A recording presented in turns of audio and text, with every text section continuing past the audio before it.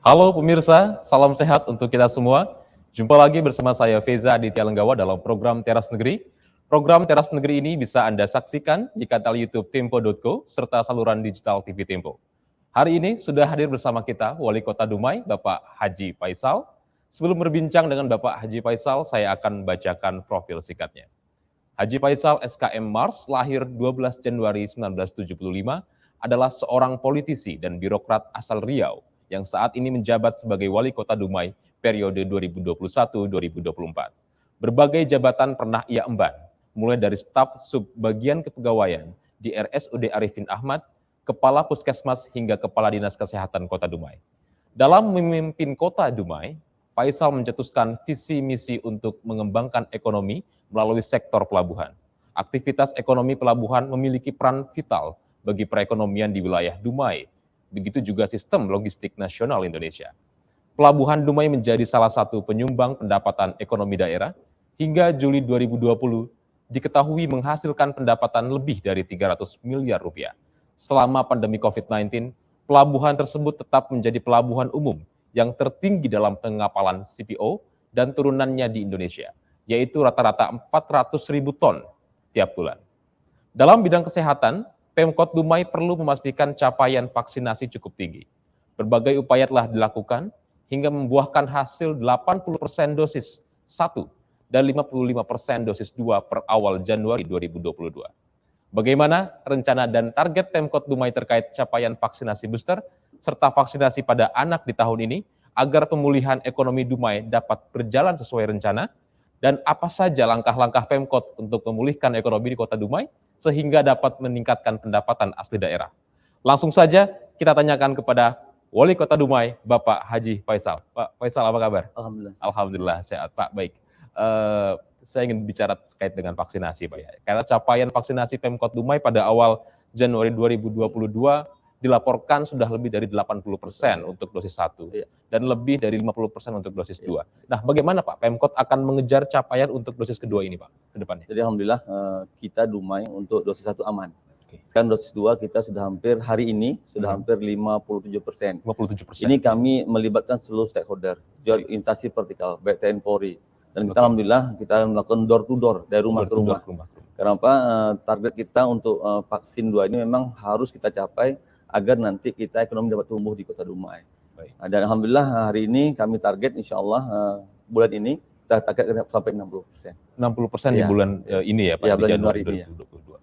Baik Pak, lalu apa saja Pak langkah Pemkot terkait program vaksinasi untuk usia 6-11 tahun? Dan sejauh mana capaiannya untuk saat ini Pak? Jadi alhamdulillah kita memang ada 2 target nih, satu lansia, satu yang memang untuk yang 6-11 tahun. Dan langkah-langkah kami yang buat, alhamdulillah kami sudah buat sudah edaran. Kalau untuk sekolah kita sedikit relatif aman. Kenapa? Memang kita fokus sekolah-sekolah. Dan alhamdulillah kami dari awal sudah mensosialisasikan ke sekolah dan semua kepala sekolah wajib memang mengajak seluruh keluarganya, orang tuanya agar anak mau divaksin. Dan alhamdulillah tahapan-tahapan sudah kami lalui. Dan insya Allah nanti target kami nanti lansia minggu ini clear, kami akan mulai masuk ke sekolah-sekolah. Dan kemarin alhamdulillah kami sudah launching kemarin dengan anak-anak TNI Polri, anak pegawai kesehatan, dan sudah kami lakukan launchingnya untuk ya mengajak seluruh masyarakat lah. Jadi ada kolaborasi juga ya Pak dari beberapa sektor baik ya Pak.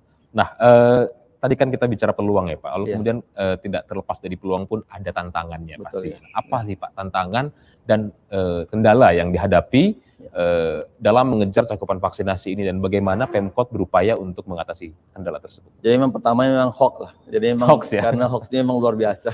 Di medsos sekarang semua sudah punya HP. Betul. Jadi memang ya kita melibatkan ya MUI kita libatkan, ya tokoh-tokoh agama, semua kita lintas agama kita libatkan. Kenapa? Untuk meyakinkan bahwasanya memang ini terutama yang Muslim, karena kita yakin ini memang vaksin halal dan aman. Dan kedua, alhamdulillah kita juga melakukan ada door face lah. Kita buat door face. Jadi semua kita libatkan stakeholder, perusahaan, ada yang bagi sembako, ada bagi yang sarung, ada yang kemarin sepeda juga kita bagi. Alhamdulillah. Alhamdulillah nampaknya dengan trik ini, antusiasmenya makin ini ya Pak. Dan kita buat vaksin massal. Jadi minggu ini vaksin di sini, minggu ini vaksin di sini dengan door face-nya. Berkali kita buat sepeda motor, ini juga luar biasa. Luar biasa. Jadi tertarik untuk datang vaksin betul, gitu ya Pak. Iya. Baik. Lah, kedepannya Pak, apa rencana Pemkot terkait pemberian vaksin booster ini? Karena kan ada sudah rencana pemerintah memang sudah jalan ya untuk booster ini. Dan seperti apa yang telah disuarakan atau disosialisasikan kepada oleh pemerintah pusat kepada Bapak? Jadi alhamdulillah Kemenkes sudah buat surat edaran. Ini dari awal sudah buat surat edaran dan langsung kita membuat surat wali kota, kita bagi seluruh sampai lurah dan RT. Dan langkah kami internal, saya meletakkan lurah dan kasih orang kesehatan. Jadi yang tempat-tempat yang agak rawan, saya taruh orang kesehatan. Jadi bisa door to door sambil dia juga memberi vaksin ke keluarga pasien. Baik. Jadi langkah strategisnya seperti itu ya Pak ke depannya. Baik. Lalu Pak, ke depannya apa saja dan bagaimana langkah Bapak sebagai wali kota untuk membangkitkan perekonomian nih Pak melalui sektor pelabuhan industri yang tadi sempat di awal saya sampaikan yang sudah terdampak pandemi Pak. Apa strategi ke depannya Pak? Jadi alhamdulillah Dumai ini memang salah satu yang memang terbaik ekonominya untuk 12 kabupaten kota. Kenapa? Memang CPO sekarang harga cukup tinggi. Jadi kita harus mengawal. Jadi kami pemerintah kota sendiri mengawal bagaimana masuknya kapal yang harus dikawal dengan kantor kesehatan pelabuhan. Jadi semua pun yang awak kapal, semua kapten kapal wajib dia kita periksa. Jadi sebelum turun dia ke darat, kita periksa dulu minimal dengan antigen. Antigennya. Alhamdulillah kita sudah kontrol di awal. Kenapa? Kalau ini sempat terjadi, dia akan rawan menularkan ke kita semua kan. Betul. Ya alhamdulillah sudah kita laksanakan dengan baik. Jadi protokol kesehatan juga dari awal sudah di semua kapal. Ya karena di Dumai ini hampir 300 kapal dari luar negeri masuk setiap bulannya. Iya. Jadi memang harus ada pengawasan yang jadi cukup. KKP kita buat SOP-nya. KKP wajib mengontrol. Jadi kalau dia ada satu saja yang reaktif, tidak boleh dia turun ke apa. Sampai nanti betul-betul dia sudah kita sterilkan, kita karantina, kita beri obat. Kalau memang tidak perlu dawat, jadi di kapal saja. Oke, jadi langkah pencegahannya sudah tertera jelas ya Pak. SOP-nya sudah jelas begitu ya Pak. Baik, terima kasih. Lalu kemudian bagaimana Pak pengawasan terhadap pelabuhan ini bisa ditegakkan seturut ancaman masuknya varian baru COVID-19, Omikron ini. Dan tadi bagaimana pengawasan tersebut bisa sejalan dengan rencana perbaikan ekonomi melalui sektor pelabuhan Pak. Jadi kita buat rapat lah. Jadi gugus tugas kita tunjuk sebagai ketuanya memang saya, langsung di Kadis Kesehatan dengan BPBD kita tunjuk. Kita rapat rutin dengan semua TNI, Polri, dan kita ke SOP juga di semua yang terlibat di pelabuhan kita rapat rutin. Kenapa? Kita harus satu suara. Jangan nanti kita beda suara kan agak gawat nih. Tapi nanti yang eksekusi tetap di KKP karena dia yang akan mengecek langsung di kapal-kapal. Karena sebagai emang perpanjangan tangan kita kesehatan pelabuhan nanti di KKP itu. Alhamdulillah kita sudah kita maksimalkan. Kenapa kami nggak mau kebocorannya? Pernah kemarin dari yang heboh-heboh dari Dumai kan, ada yang varian baru kemarin dari India kan. Dan alhamdulillah kami sudah tunjuk. Jadi ada SOP-nya. Kalau dia memang ada reaktif, kita isolasi, karantina di hotel kita siapkan. Kalau memang dia perlu dirujuk ke Pekanbaru, kita siapkan mobil ambulannya, langsung kita kawal sampai selesai. Sampai nanti hasilnya negatif dari pusat. Selesai sampai negatif gitu ya Pak. Betul-betul dikawal oleh pemerintah. Betul. Luar biasa. Lalu Pak, berikutnya terkait dengan rencana dan target, apa saja nih Pak yang akan dikembangkan ya dalam hal pembangunan sektor pelabuhan industri, sebagaimana hal ini menjadi salah satu visi misi dari pemerintahan Bapak, apa Pak yang akan dikembangkan? Jadi memang visi saya memang mewujudkan Dumai sebagai kota pelabuhan industri yang unggul. Dan alhamdulillah memang Dumai terkenal sebagai kota pelabuhan. Hari ini kita lihat memang penghasilan APBN terbesar dari Dumai. Hampir pajaknya 18 triliun Pak setiap tahunnya masuk ke pusat. Masuk ke pusat. Triliun, jadi kita memang memanfaatkan lah. Alhamdulillah kita ada BUMD pelabuhan. Kita maksimalkan bagaimana BUMD ini bisa eksis di pelabuhan dan mendapatkan PAD untuk Kota Dumai. Dan kita juga meningkatkan UMKM. Jadi dengan banyaknya kapal-kapal datang kemari, kita maksimalkan UMKM dari Kota Dumai. Sehingga insya Allah ini berimbang nih dengan industri rumah tangga, juga dengan BUMD-nya dengan aktivitas di pelabuhan yang di Kota Dumai. Betul. Jadi memang harus ada kolaborasi juga ya Pak dari setiap lini supaya sama-sama bisa mengembangkan perekonomian. Lalu Pak, kedepannya apa saja langkah-langkah Pemkot yang telah dilakukan untuk menghimpun PAD atau pendapatan asli daerah serta pemanfaatannya terutama di masa pandemi dan saat ini ketika pandemi sudah mulai mereda begitu Pak? Jadi kita secara bertahap lah. Kita juga tidak mau terlampau ekstrim. Memang kita butuh PAD besar. Tapi dengan kondisi COVID sekarang kita juga harus mengimbangi. Alhamdulillah kita memang di Dumai ini diuntungkan dengan ada perusahaan-perusahaan besar di Kota Dumai. Ada 140 perusahaan besar yang semua memang bergerak dengan CPO-nya. Itu maksudnya alhamdulillah kita PAD dari PBB dari ini kita perbarui lagi dan kita update dan ini juga termasuk penyumbang terbesar PAD kita. Sambil juga kita mobil-mobil truk yang membawa CPO itu kita juga maksimalkan. Jadi alhamdulillah dampak COVID di Dumai untuk ini tidak pengaruh untuk yang CPO. CPO-nya tapi yang cukup stabil ya Pak ya.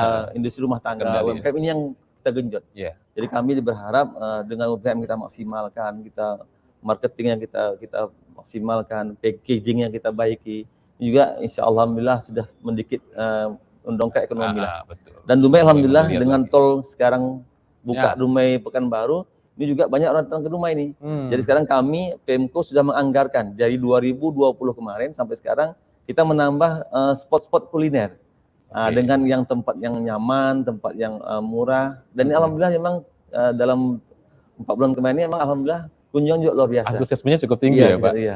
Luar biasa. Semoga tetap bisa dikembangkan. Nah, berikutnya Pak, lalu upaya apa saja Pak yang ditempuh oleh Pemkot untuk mengembangkan teknologi dan infrastruktur ya Pak, dalam rangka menciptakan tata kelola pemerintahan yang bersih.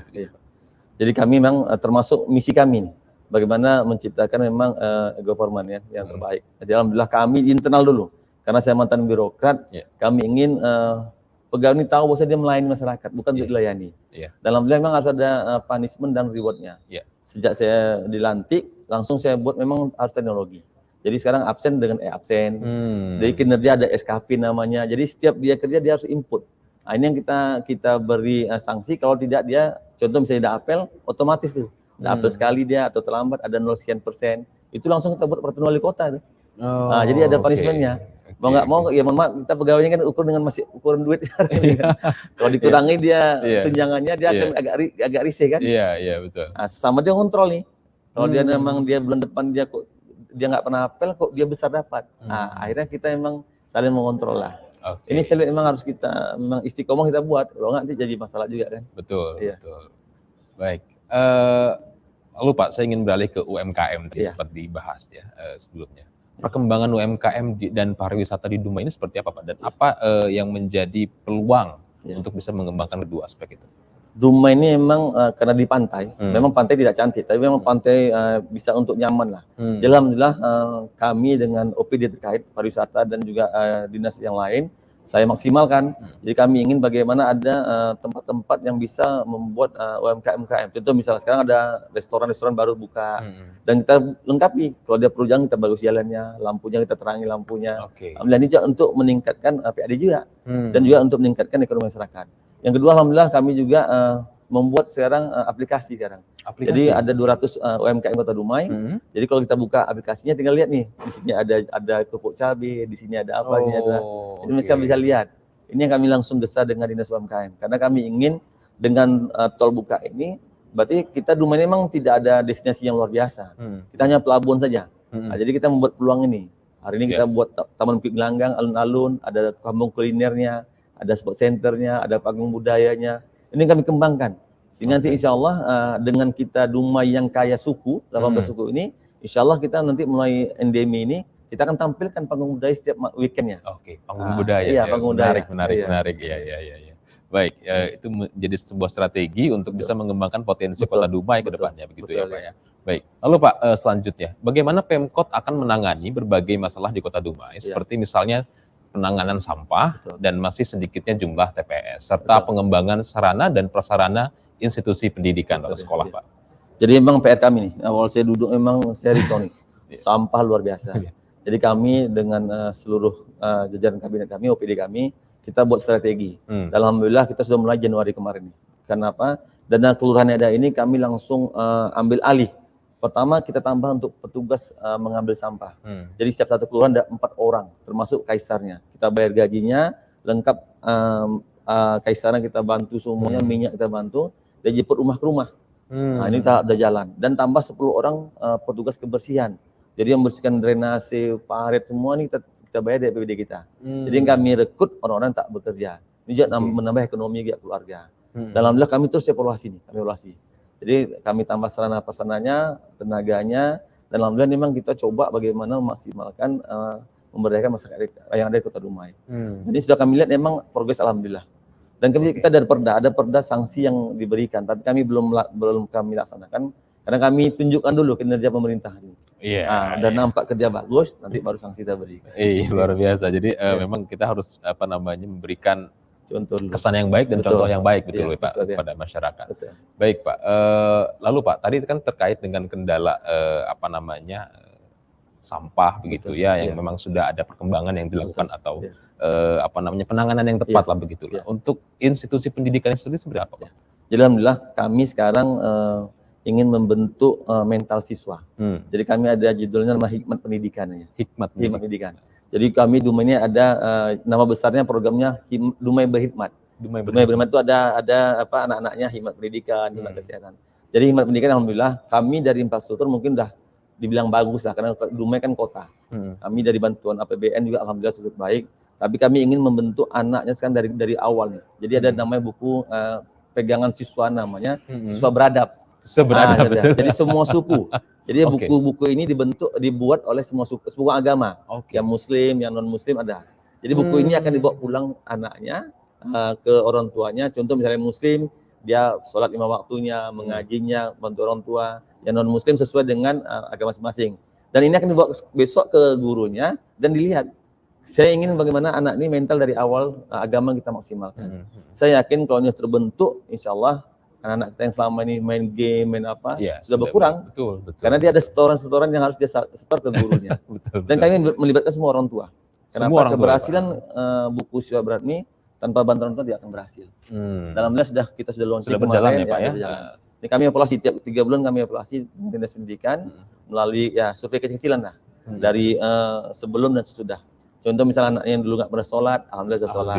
Yang nggak ngaji, termasuk yang juga yang Budanya, yang Hindunya, Protestan, yang Katolik, sudah kita siapkan bukunya. Ini jadi, semua murid dan ada bos. Siswa beradab ya Pak. Iya, jadi memang sudah apa namanya perlu diubah juga memang ya. Betul. Untuk saat ini karena kan memang kebiasaan anak-anak yang sudah gadget minded itu juga harus dirubah secara positif. Baik Pak. Bagaimana Pak selanjutnya Pemkot mempromosikan potensi-potensi yang ada di Kota Dumai terkait dengan investor Pak. Jadi untuk mengundang investor asing atau lokal itu apa yang bisa dilakukan? Jadi alhamdulillah kami sekarang bagaimana memudah perizinan. Itu yang pertama. Bagaimana orang masuk ke Dumai tidak dipersulit izinnya. Dan alhamdulillah saya semenjak dilantik saya ini roadshow nih ke Menteri Investasi, ke semua menteri saya pernah juga saya kabar Dumai ini ada hal yang luar biasa. Kita punya lahan sekitar 10 hektar. Dan kita juga punya potensi, pantai kita juga sudah cukup baik, karena pantai kita ini 12 meter dalam nih, jadi kapal bisa langsung mendarat nih. Ini memang kelebihan dari Dumai, segi geografis kita diuntungkan. Jadi alhamdulillah sekarang hari ini sudah banyak yang ya di Dumai, yang investor ini juga meningkatkan juga mengurangi angka pengangguran nih, angka pengangguran alhamdulillah. Iya alhamdulillah. Pak, lalu kemudian kemudahan apa saja Pak yang bisa diberikan oleh Pemkot Dumai untuk menarik investor tadi? Sekarang dengan Undang-Undang Cipta Kerja ini terbantu. Jadi memang dengan OSS ini sangat terbantu. Jadi yang kalau kita tidak eksekusi, otomatis Pak Besari langsung keluar izin. Nah, ini kita harus siap nih. Jadi alhamdulillah kami tahun ini sudah menganggarkan untuk MPP, Mall Plan Public.